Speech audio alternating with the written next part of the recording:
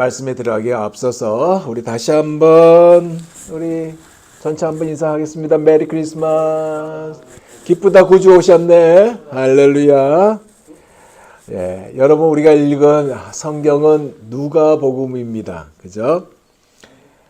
누가복음이에요. 제가 오늘 설교를 요약해서 프린트물로 여러분 주보 안에 넣어놨습니다. 그거를 참고하시길 바랍니다. 네. 파워포인트 안 해도 돼요. 네, 안 해도 되고요. 이 파워포인트를 담당한 우리 사모님이 굉장히 중요하다는 사실을 오늘 다시 한번 더 느꼈습니다. 네. 파워포인트 안 해도 되고요. 오늘 우리가 읽은 성경은 누가복음입니다. 그죠? 누가복음은 공관복음에 들어가는데 이제 마태, 마가, 누가, 요한복음이잖아요. 근데 누가복음은 다른 성경보다도요, 예수님과 세례 요한에 관한 이야기가 많이 들어있다는 것이 특징입니다. 예수님에 대한 일들을 세례 요한과 비교를 하고 있는데요. 그러면서 설명하고 있는 성경이 바로 누가복음이에요. 우리가 12월 둘째 주 주일날 나눈 말씀이 어떤 말씀입니까? 여러분 기억나세요? 세례 요한의 탄생에 관한 말씀을 나눴습니다. 그리고 주변 사람들에 대한 반응을 나누었어요. 그죠? 기억나시죠?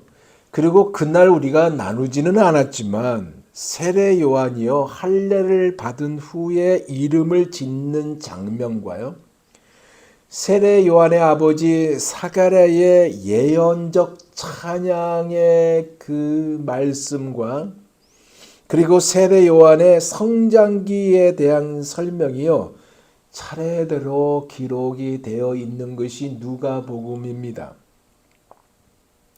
그러면서 예수님의 탄생으로 이어지는데 예수님의 탄생과 주변 사람들의 반응, 특히 예수님의 탄생을요 다른 성경보다 더 풍성하게 기록하고 있는 것이 누가복음이에요.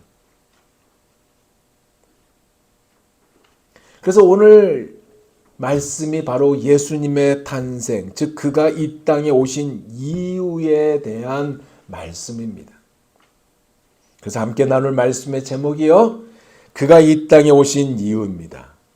몇 가지를 우리 한번 같이 생각하고 은혜를 받고자 합니다. 성령 하나님께서 큰 은혜를 우리에게 주시리라 믿습니다. 그 첫째로 뭐냐? 누가가 보인 강조가 있어요.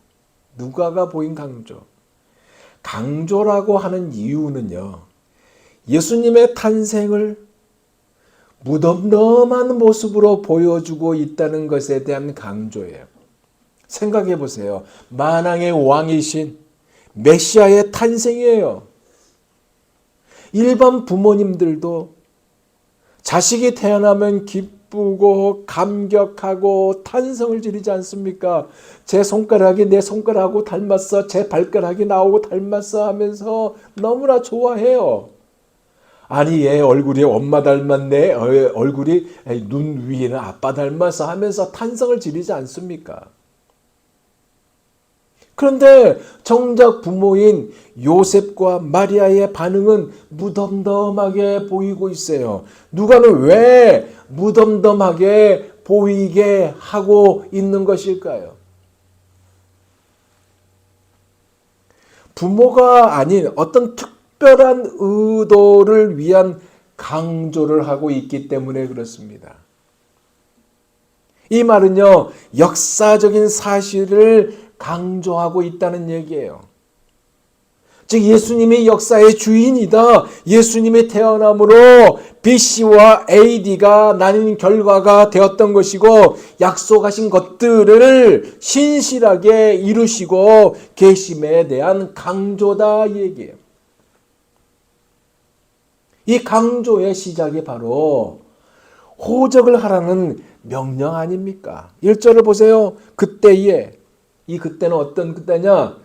예수님이 탄생을 하려고 하는 그때를 가리킵니다. 그때에 누가? 가이사 아구스도가 영을 내려 천하로 다 호족하라 하였으니. 당시 패권 국가의 최고 통치자인 로마 황제 가이사 아구스토가 명령을 내렸는데 모든 국민들에게 호적하라고, 즉 자신이 통치하는 전 지역에 인구 조사를 시켰던 겁니다. 이것이 강조의 시작이에요. 이 일 때문에요, 엘리사벳과 함께 3개월 정도 머물렀던 마리아가요, 집으로 돌아왔을 것입니다. 왜? 호적을 해야 되기 때문에. 그리고 자신의 배가 점점 불러가는 것을 봤을 거예요. 그 사이에 엘리사벳은 세례 요한을 낳았을 것이고 마리아를 집에 데려온 6개월쯤 흘렀을 때에 이 황제의 명령에 호구 조사를 받으러 고향으로 가게 된 것입니다. 3절에서 5절을 볼까요? 모든 사람이 호적하러 각각 고향으로 돌아가매 요셉도 다윗의 집 족속이므로 갈릴리 나사렛 동네에서 유대를 향하여 베들레헴이라 하는 다윗의 동네로 그 약혼한 마리아와 함께 호적하러 올라가니 마리아가 이미 잉태하였더라. 이 명령을 내린 가이사 아구스토가 누구예요? 당시 이 시대에 이 시점의 중심에 서 있는 자 아닙니까? 로마의 초대 황제이고요. 당시 사람들은 그를 가리켜서 세상의 왕, 세상의 주인이라고 여기면서 숭배하게 만들었던 왕이 바로 이 가이사 아구스토입니다. 이 여파가 아직도 있는 거 여러분 아세요? 그를 기념하기 위해서 우리 8월을 가리켜 영어로 뭐라고 합니까? 어거스트라고 그러잖아요. 주전 27년부터 주 14년까지 통치했던 자, 그리고 그 뒤를 이은 황제가 누구냐? 바로 디베로입니다. 그러니까 여러분, 예수님이 가이사 아구스도 때 태어나서 디베로 때 돌아가셨던 것입니다. 이 아구스토가요, 그 전까지 귀족들이 권력을 나눠 가졌던 구조였는데 그 구조를 군사적으로, 정치적으로 제압해버렸습니다. 제압한 뒤에 전체의 권력을 장악하고 최초로 전제 국가를 시작한 황제가 바로 아구스토예요. 당시 아수르, 바벨론, 페르시아 다 멸망했습니다. 이 로마에 의해서. 그리고 그리스도 마찬가지. 그리스를 이은 패권을 가진 자, 거대한 제국의 황제가 내린 이 인구조사, 호구조사의 명령에 따라 생각해 보세요. 세상은 얼마나 분주했을까요? 그냥 집에도 있어도 되는데 이 호구조사 때문에 자기가 태어난 곳, 고향으로 돌아가야 되잖아요. 그러니까 무진장 분주했을 것입니다. 사람들이 물었을 거예요. 요셉, 너는 어디인데? 나 베들레헴이에요. 너 베들레헴까지 가야 되는구나. 너는 어딘데? 나 여기서 태어나서 나사렛이야. 넌 진짜 편하겠다. 그렇지 않았겠어요? 이 호적에 관해서 2절은 이렇게 밝힙니다. 이 호적은 구레노가 수리아 총독이 되었을 때에 처음 한 것이라. 무슨 얘기냐? 구레노가 주 6년에서 9년에 시리아의 총독으로 있었을 그때에 가이사 아구스토 황제의 명령에 따라 인구 조사를 했다는 얘기입니다. 이 말은 바꿔 말하면 마리아도 같이 가야 하는 법적인 이유가 따라왔다 얘기예요. 그게 무슨 얘기냐? 당시 시리아의 법이 있는데 12살 넘은 여자아이도 12세 이상 된 여자도 세금을 내도록 했습니다. 그래서 마리아도 같이 갔던 겁니다. 근데 보세요, 여러분. 지금처럼 인터넷이나 TV나 전화나 이메일이나 그것이 없었던 그 당시 아닙니까? 그래서 황제의 서신이 도시 곳곳과 시골에까지 전해지게 되는데 그 전해질 때 얼마나 시간이 걸렸겠어요? 꽤 걸렸지 않겠어요? 그리고 이 서신을 받은 자가 바로 누구냐? 누가복음 1장 1절에 바로 나오잖아요. 데오빌로 각하입니다. 근데 그 당시에 이 유대 지역에 어떤 일이 일어났느냐? 유대 지역을 다스리는 분봉왕이 있었습니다. 그 분봉왕이 누구냐? 헤로드 왕이에요. 헤로드 왕이 병이 들었어요. 그래서 이 왕자를 놓고 아들들이 서로 싸우고 있었던 이 불안정한 시기에 호적하라는 명령이 있었고, 이 호적하기를 싫어해서 반발하는 테러가 종종 있었던 이 혼란한 당시에 이 명령에 따라 3절 보세요. 모든 사람이 호적하러 각각 고향으로 돌아가매 이었던 것이에요. 그래서 요셉도 다윗의 후손이었으므로 호적을 하기 위해 베들레헴으로 올라갔다는 말입니다. 두 번째로 어떤 얘기냐? 하나님의 열심이 실현되는 하나님의 열심의 실현입니다. 하나님의 열심의 실현이라는 이 의미가 무엇을 가리키는 것일까요? 이것은요, 하나님이 바로 700년 전에 미가에게 약속하신 예언을 이루고자 하신 열심의 실현이라는 말씀입니다. 미가서 5장 2절에서 4절입니다. 들어보세요. 베들레헴 에브라다야, 너는 유다 족속 중에 작을지라도 이스라엘을 다스릴 자가 내게서 내게로 나올 것이라. 그의 근본은 상고에 영혼에 있느니라. 그러므로 여인이 해산하기까지 그들을 붙여 두시겠고 그 후에는 그의 형제 가운데에 남은 자가 이스라엘 자손에게로 돌아오리니 그가 여호와의 능력과 그의 하나님 여호와의 이름의 위엄을 의지하고 서서 목축하니 그들이 거주할 것이라. 이제 그가 창대하여 땅끝까지 미치리라. 이 예언된 말씀은 메시아가 언제 어디서 태어나며 어떤 일을 하실 것이고 어떤 성품의 소유자인지를 말씀하고 있죠. 안 그래요? 이 예언의 실현을 위해 그 장소인 베들레헴에 이 부부가 도착했습니다. 그러면 이 예언의 장소인 베들레헴은 어떤 곳일까요? 예루살렘 남쪽 약 7km에 있는 작은 성읍입니다. 그런데 이곳이 어떤 곳? 다윗의 후손이라고 그랬잖아요. 요셉이. 다윗의 고향입니다. 다윗이 그곳에서 기름 부음을 받았던 곳이에요. 의미가 떡집, 방앗간이라는 의미의 장소예요. 아주 초라한 곳입니다. 아주 작은 곳이라 예수님 당시에도 사람에게 잘 알려지지 않은 작은 동네, 시골 촌락이 바로 베들레헴입니다.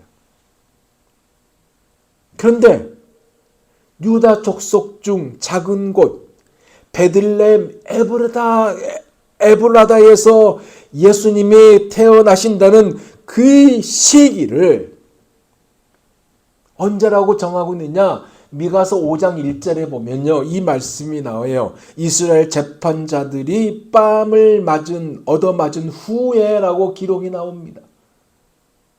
이것은 무엇을 가리키냐? 이스라엘을 다스리는 통치자가 이방 민족의 침략을 받아서 업신여김을 받은 후라는 의미예요.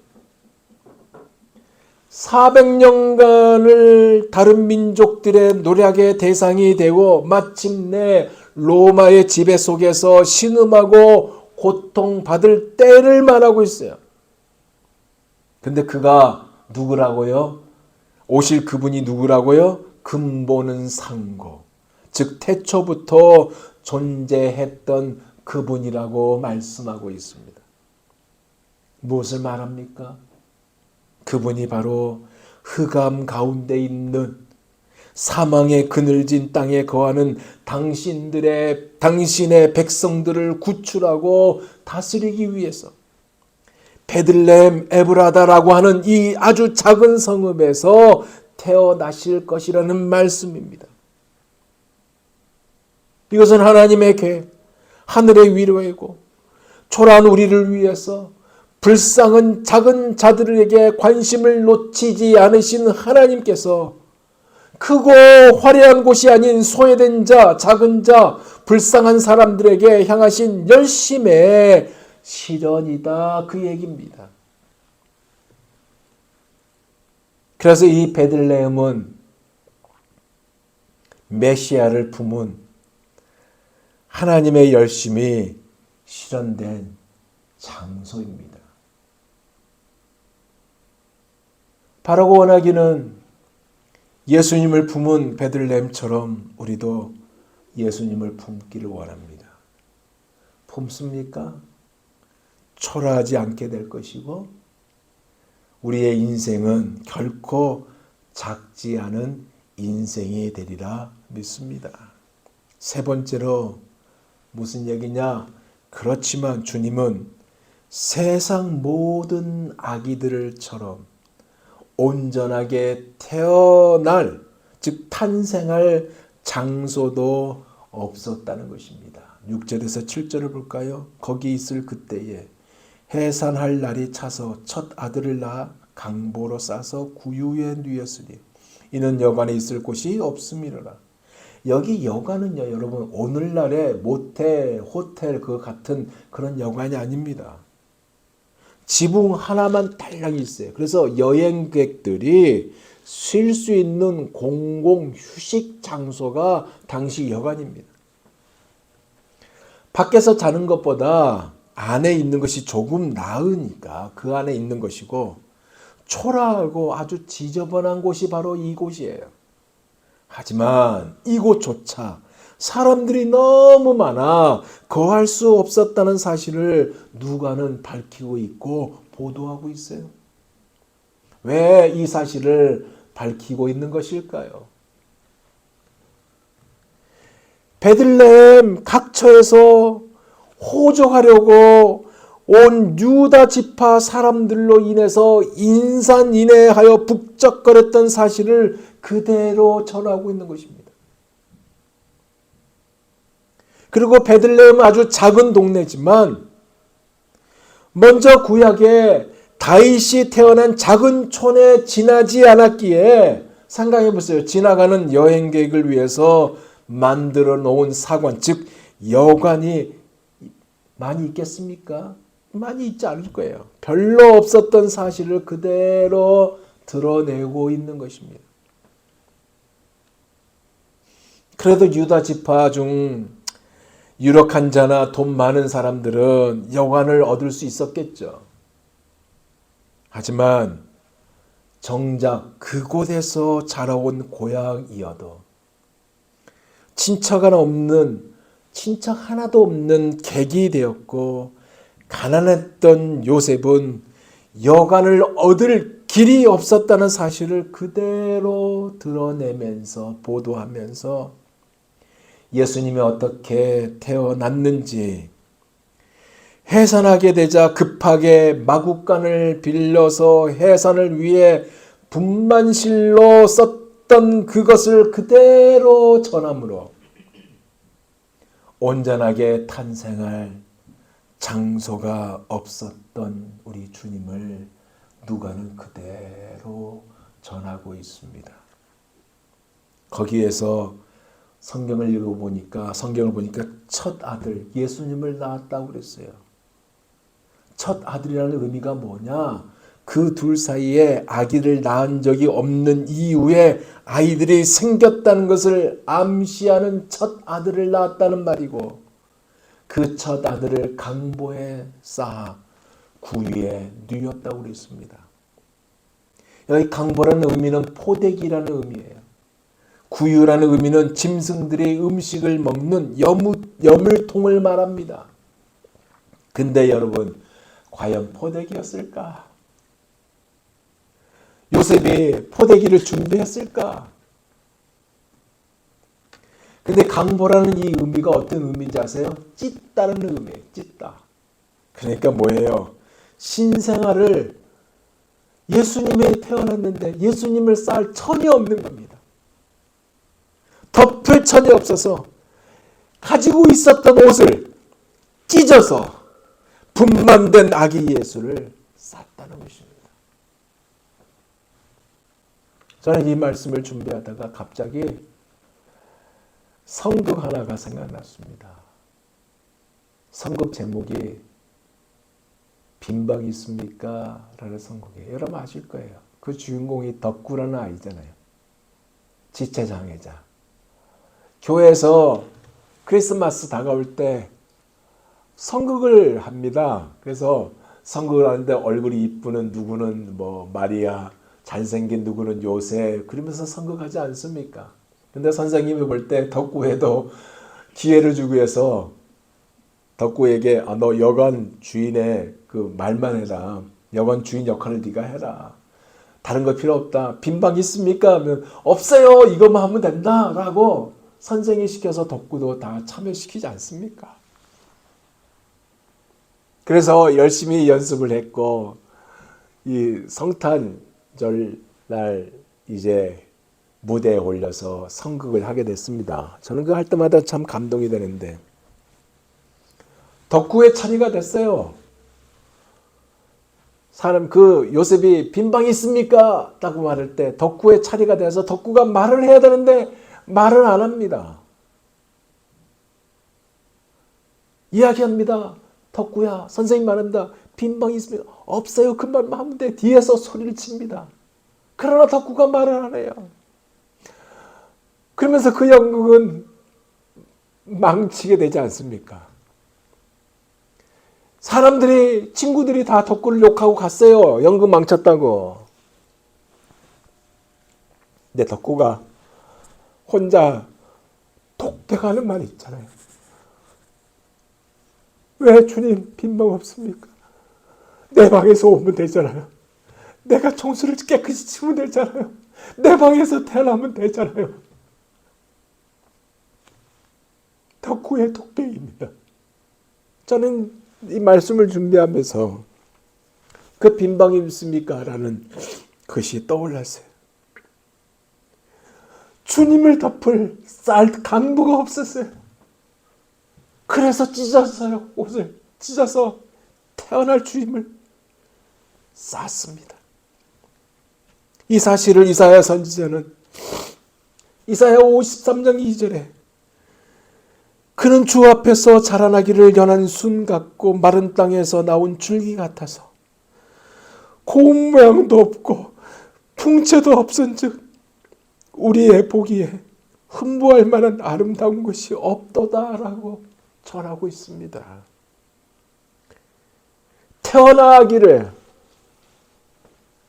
찢은 옷으로 싸서 건초를 넣은 구유에 눕혔는데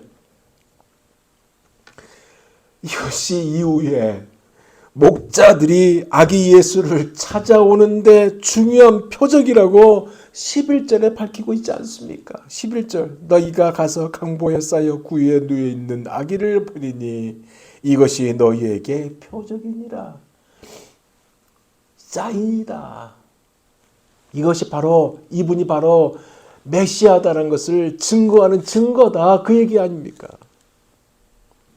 인간으로 오시되 아주 비천한 신분으로 오셨고 보잘것없는 비천한 우리를 위해 나를 위해 친구가 되기 위해 비천한 인간이 친히 되어서 나와 같은 비천한 죄인의 손을 잡아주시려고 히브리서 4장 15절에서 16절 말씀 그대로 우리에게 있는 대제사장은 우리의 연약함을 채울하지 아니하는 자가 아니요 모든 일에 우리와 한결같이 시험을 받은 자로 돼 죄는 없으시리로다. 그러므로 우리가 긍휼하심을 받고 때를 따라 돕는 은혜를 얻기 위하여 은혜의 보좌 앞에 담대히 나아갈 것이니라. 이것을 위해 이것을 그렇게 하시려고 오셨지만 정작 세상 모든 아이들처럼 그들은 모두 태어날 장소가 있었는데 우리 주님은 온전하게 태어날 장소도 없었다는 것입니다. 마지막은 그가 이 땅에 오신 이유입니다. 주님이 이 땅에 오심에 대해서요, 사도 요한은 요한복음 1장 1절에서 5절에 이렇게 전하고 있습니다. 들어보세요. 태초에 말씀이 계시니라. 이 말씀이 하나님과 함께 계셨으니 이 말씀은 곧 하나님이시니라. 그가 태초에 하나님과 함께 계셨고 만물이 그로 말미암아 지은 바 되었으니 지은 것이 하나도 그가 없이는 된 것이 없느니라. 그 안에 생명이 있었으니 이 생명은 사람들의 빛이라. 빛이 어둠에 비치되 어둠이 깨닫지 못하더라. 무엇이에요? 큰 자 지극히 높으신 이 아들이요 다윗의 영원한 왕위를 이어받을 왕이요 무궁한 나라를 다스릴 왕이요. 엘리사벳은 그를 하나님이라고 부르고 태중에서 세례 요한도 온몸으로 뛰며 즐거워했던 메시아. 아브람과 다윗과 맺으신 하나님의 언약을 성취해 오신 메시아이신 하나님 오신 이유가 뭐냐?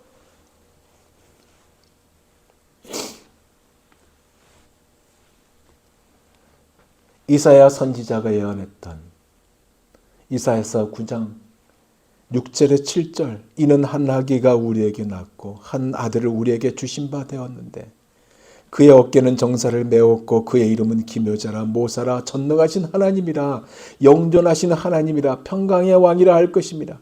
그 정사와 평강의 더함이 무궁하며 또 다윗의 왕자와 그의 나라에 군림하여 그 나라를 굳게 세우고 지금 이후로 영원히 정의와 공의로 그것을 보존하실 것이라 만군의 여호와의 열심히 이를 이루시리라. 이것을 위해서 오셨다 그 얘기입니다. 하나님의 열심 때문에 영원하신 하나님이요 온 땅에 충만한 영광을 가지신 예수님이 그 높고 높은 보좌를 버리고 땅에 내려와 구유에 누우셨습니다. 당시 세상은요 아구소를 신이라고 불렀고 진정한 평화를 가져올 사람이라고 그의 명령에 따라 호적을 하러 간 이유도 결국 뭐예요? 이것을 통해 하나님께서 약속하신 역사를 이루어내시려고 모든 역사의 중심에 하나님의 계심을 알리기 위해서 오셨습니다. 무엇보다도 요한복음 1장 11절에서 12절의 말씀 그대로 자기 땅에 오매 자기 백성이 영접하지 아니하였으나 영접하는 자 곧 그 이름을 믿는 자들에게는 하나님의 자녀가 되는 권세를 주셨으니 이것을 위해서 오셨다 이 얘기입니다. 제한을 뛰어넘어서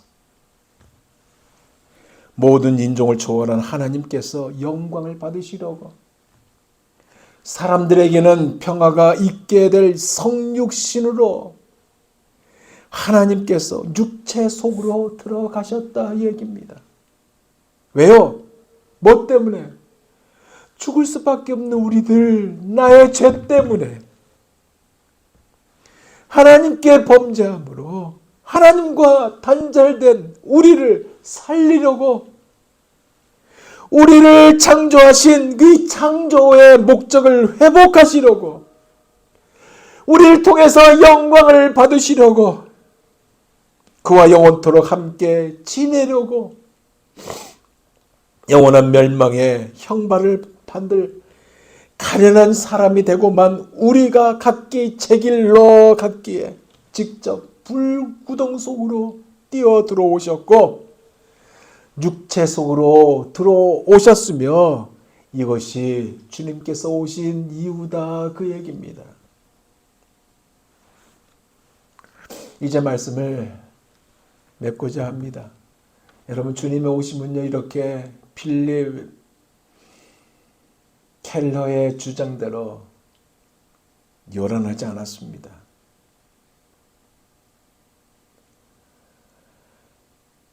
지극히 높으신 하나님께서 낮아지시고 또 낮아지셔서 우리가 알아볼 수 있는 차원으로 오셨고요. 우리에게 넉넉히 이기게 하시려고 오셨습니다. 예루살렘의 부유한 권력자들이요, 베들레헴이라는 지방에서 벌어지는 이 중대한 사건을 까맣게 모른 채 파벌을 이루면서 로마인들에게 번갈아 저항했다, 아첨했다 하는 이 사이에 우리 주님이 오셨어요.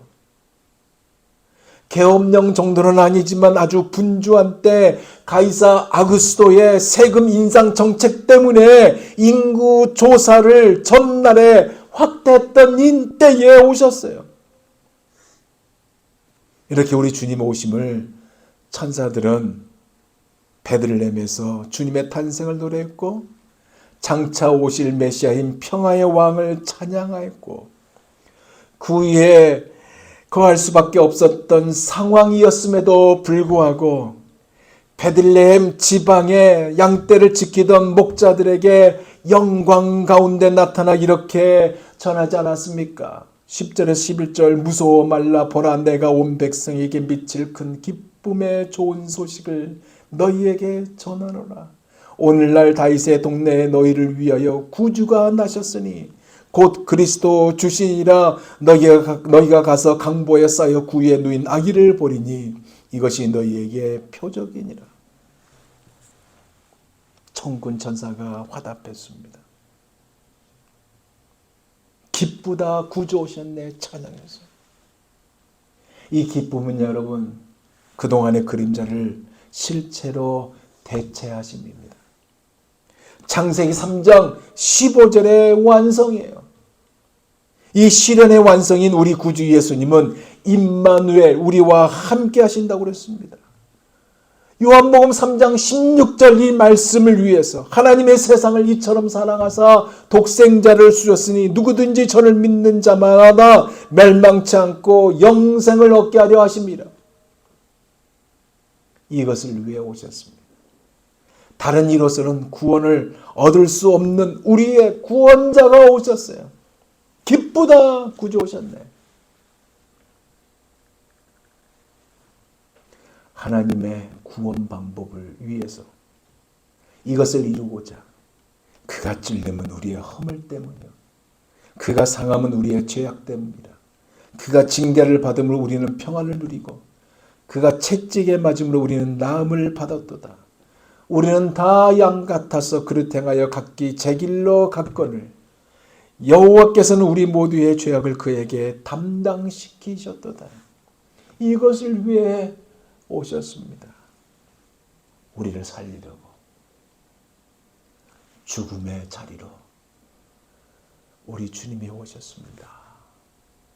그 주님을 경배하며 그 주님을 닮아가고 주님의 기쁨의 도구로서 자리매김할 수 있는 우리 모두가 다 되시기를 예수 그리스도 이름으로 축원드립니다. 기도하겠습니다.